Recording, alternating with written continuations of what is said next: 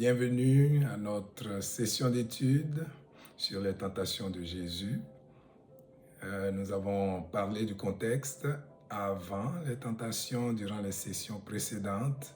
Nous allons commencer maintenant à parler des tentations elles-mêmes et tirer toutes les leçons, tous les enseignements que nous pouvons pour nous édifier dans la parole. Prions ensemble.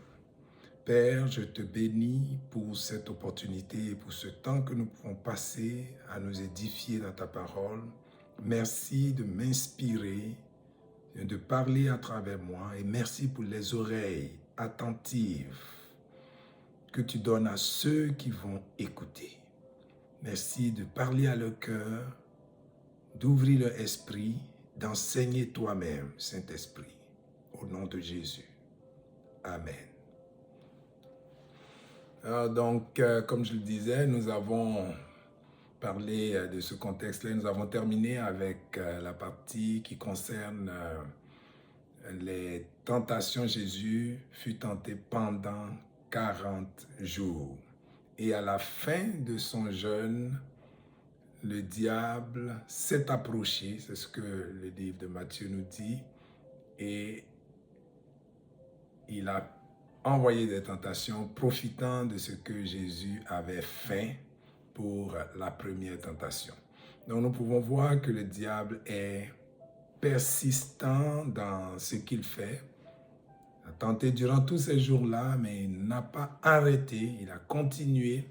Nous, en tant qu'enfants de Dieu, la parole de Dieu nous encourage à être persévérants. Et nous devons être persévérants dans la parole de Dieu, persévérants dans les choses de Dieu. Ne devons pas lâcher non plus et nous verrons à la fin de cette étude tout ce que Jésus a fait, tout ce que Jésus a eu à dire pour triompher devant ces tentations. Donc le texte pour aujourd'hui est Matthieu chapitre 4, versets 2 à 4. Et nous allons parler de la première tentation que le diable a lancée à Jésus, notre Seigneur. Je lis à partir du verset 2, Matthieu chapitre 4. Après avoir jeûné 40 jours et 40 nuits, il eut faim. Le tentateur s'étant approché lui dit, « Si tu es le Fils de Dieu, ordonne que ces pierres deviennent des pains. » Jésus répondit, « Il est écrit, l'homme ne vivra pas de pain seulement, mais de toute parole qui sort de la bouche de Dieu. » Donc, c'est cette tentation que nous allons exploiter, que nous allons étudier, je dirais, durant les prochains enseignements.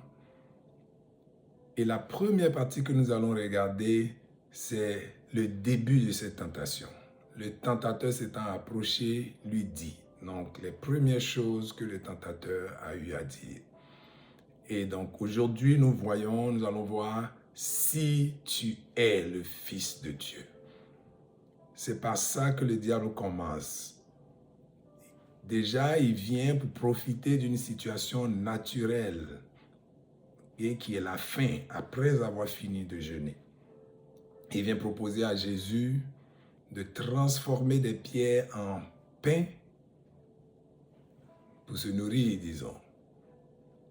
Alors, il commence par « Si tu es le Fils de Dieu, ordonne à ces pierres de devenir du pain. »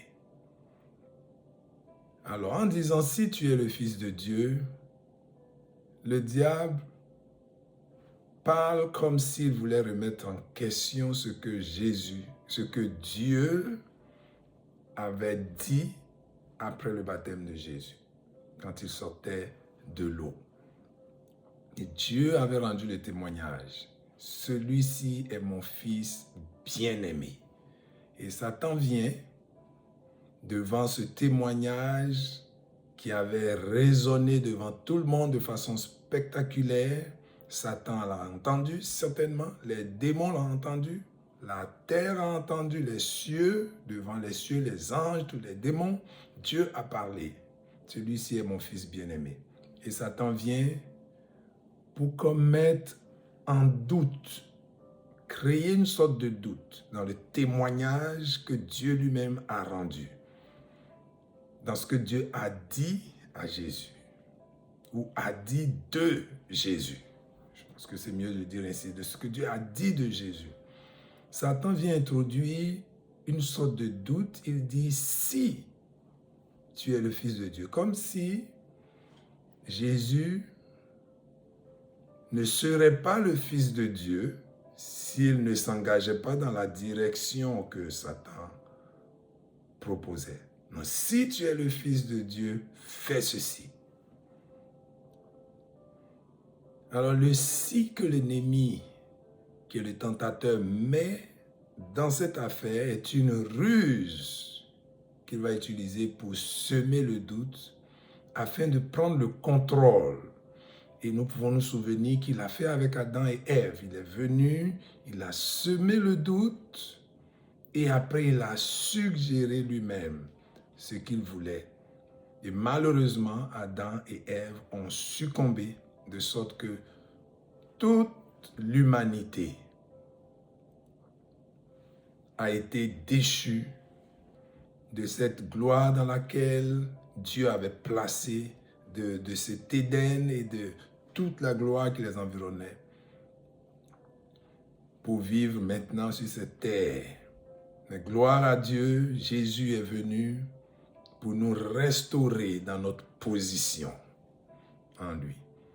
Donc Adam et Ève ont succombé à cette ruse de Satan. Mais Jésus, lui, n'a pas succombé, nous le savons. Il a répondu de la bonne façon à Satan. Donc cette ruse de Satan vient lancer un défi à Jésus. Donc il utilise une ruse pour lancer un défi et le pousser à agir dans la direction qu'il veut, pour être celui qui conduit les choses. Alors je veux que vous remarquiez cette ruse de l'ennemi. Il dit, si tu es le Fils de Dieu, alors transforme cette pierre en pain. C'est-à-dire, fais un miracle si tu es le Fils de Dieu. Jésus sait qu'il s'agit de Satan. Jésus sait que c'est le tentateur. Alors déjà, une première chose qu'on doit retenir, c'est que quand les choses viennent de Satan, nous n'avons pas à y répondre positivement. La réponse doit être comme Jésus l'a fait.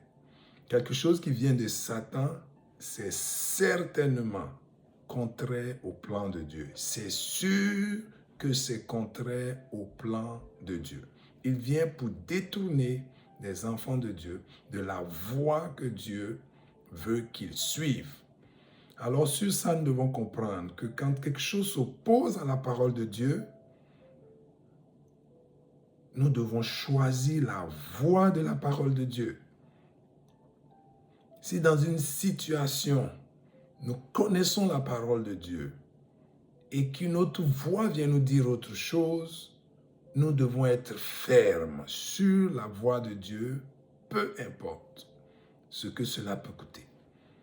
C'est à cela que Dieu nous appelle. La voie qui est contraire à la voie de Dieu est celle qui vient du diable. Alors dans l'attitude que Jésus a eue par rapport à l'expression ou à la façon dont le diable a mené la tentation, nous pouvons tirer trois choses qui vont nous aider dans notre marche avec le Seigneur, dans notre marche en tant qu'enfant de Dieu. Et ces trois choses sont les suivantes. Jésus savait qui il était. Il savait qui il était, il n'avait pas besoin de le prouver à Satan. Il n'avait pas besoin de le démontrer à Satan. Ça n'avait aucune importance pour lui. Deuxième chose, c'est que Jésus connaissait sa mission.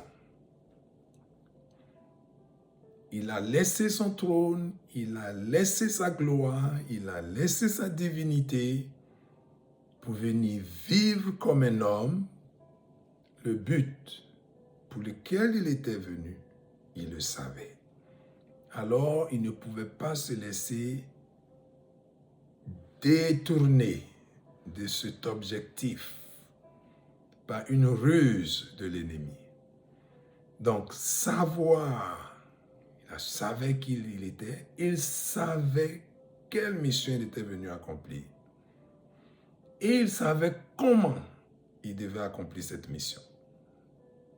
Il savait qu'il devait écouter la voix du Père, faire les choses qu'il voyait faire au Père. Alors c'est ainsi que Jésus a triomphé. Il y a peut-être plusieurs autres choses que nous pouvons tirer de cela. Mais déjà, ces 3 éléments sont des éléments importants pour nous qui sommes aujourd'hui enfants de Dieu. Alors, ces 3 éléments s'appliquent à nous aussi aujourd'hui.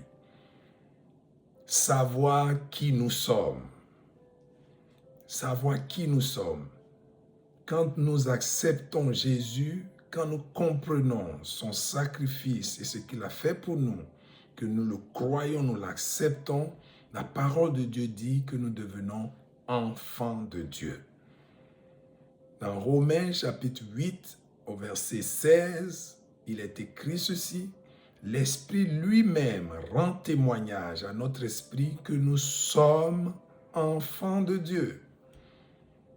De même, dans 1 Jean, chapitre 3, le verset 2, nous dit: bien-aimés, nous sommes maintenant enfants de Dieu. La parole de Dieu l'atteste. Le Saint-Esprit rend ce témoignage à l'intérieur de nous, que nous sommes enfants de Dieu. C'est un élément sur lequel nous pouvons bâtir notre vie. Savoir que Dieu est notre Père, le Dieu, le grand Dieu, créateur de tout l'univers, est notre Père. Et si nous avons Dieu pour Père, la parole de Dieu dit, mais qui sera contre nous si Dieu est pour nous? Qui sera contre nous? En d'autres termes, peu importe qui se lève pour être contre nous, notre Père est Dieu lui-même. Nous sommes enfants de Dieu et nous ne sommes pas enfants de Dieu, juste enfants de Dieu. Non, il y a des privilèges qui vont avec ça. Quand on est enfant né dans une famille de riches, ben, tu nais dans des conditions riches, de riches. Tu vis dans des conditions de riches. Si tu nais dans une famille pauvre, ben, tu vis dans des conditions de pauvreté. Jusqu'à ce que peut-être tu t'en sors toi-même. Alors nous sommes enfants de Dieu, nous avons des privilèges en tant qu'enfants de Dieu. Jésus est venu sur la terre pour nous. Tout ce que Jésus a fait, il l'a fait pour nous. Il ne l'a pas fait pour lui. Il était déjà Dieu, il est venu sur la terre pour nous soustraire de l'influence de l'ennemi qui domine dans ce monde. Alors si il nous a soustrait de l'influence de l'ennemi qui nous a placés dans la famille de Dieu par son sacrifice, alors nous ne sommes plus sous l'influence du diable. Nous ne sommes plus sous l'influence de l'ennemi. Nous sommes dans une position de domination désormais. Parce qu'il a complètement défait l'ennemi pour nous. Nous devons le savoir, nous devons savoir que nous sommes enfants de Dieu. Et le diable n'a plus autorité sur nous, il n'a plus autorité sur notre vie. Mais si ces choses, nous ne les savons pas, à cause de l'ignorance, le diable va continuer de manipuler nos vies, d'agir dans nos vies comme il veut. Donc ça, c'est la première chose, savoir que nous sommes enfants de Dieu, méditer ces choses, l'intégrer, intégrer cela dans notre vie, dans chaque chose que nous faisons, être conscient du fait que nous sommes enfants de Dieu, que nous avons des privilèges qui vont avec cela. Il nous a placés à une position d'autorité, il nous a fait asseoir dans les lieux célestes en Christ. Nous sommes enfants de Dieu. Deuxième chose, nous devons savoir que nous formons l'Église. Et notre mission en tant qu'Église, c'est de faire connaître notre Père, c'est de faire connaître Christ, l'œuvre de Christ, de manifester la vie de Dieu, et d'aider ceux qui sont sous l'emprise de l'ennemi à sortir de cette emprise. Donc, de témoigner la parole de Dieu, de prier pour les gens qui ont besoin d'être guéris, d'être libérés, d'être délivrés. La parole de Dieu dit que ces signes accompagneront ceux qui auront cru. Ils chasseront les démons. Ils parleront de nouvelles langues. Ils boiront des breuvages mortels et rien ne leur arrivera. Ils marcheront sur les serpents et les scorpions, rien ne leur arrivera. Ils imposeront les mains aux malades, les malades seront guéris. Donc, nous avons cela qui nous accompagne. Nous devons méditer ces choses et les intégrer dans notre vie pour qu'elles soient vraiment en nous. La Bible déclare que c'est de l'abondance du cœur que la bouche parle. Si ces choses sont pleinement en nous, nous allons agir en fonction de ces choses. Troisième élément, savoir comment nous devons accomplir notre mission. Jésus ne s'est pas laissé diriger par les paroles rusées du diable. Il a plutôt déjoué les pièges de l'ennemi. Rempli de l'esprit, il s'est laissé conduire par l'esprit. Nous aussi, nous devons nous laisser conduire par l'esprit. Conduit par l'esprit, conduit par la parole de Dieu. C'est à cela que Dieu nous appelle. Nous avons la parole de Dieu, nous avons l'Esprit de Dieu en nous pour laisser l'Esprit manifester son fruit en nous. Cela fait partie de la façon dont nous accomplissons notre mission. Notre vie elle-même doit être un témoignage. L'amour, la paix, la joie, la bonté, la patience, la bénignité, la fidélité, toutes ces choses, la douceur, la maîtrise de soi, le fruit de l'esprit doit mûrir en nous pour que nos vies reflètent Jésus. Nous sommes l'Église, nous devons être le reflet de qui il est. Nous avons besoin d'être remplis de l'Esprit, nous avons besoin de manifester le fruit de l'Esprit et d'agir sous la direction de l'Esprit. Donc, savoir qui nous sommes, savoir ce que nous avons à faire et savoir comment le faire en nous laissant guider par l'Esprit de Dieu. Que Dieu soit béni pour ce partage. Vous qui écoutez, soyez également bénis et fortifiés. Seigneur, je te rends toute la gloire pour ce temps et pour ce partage.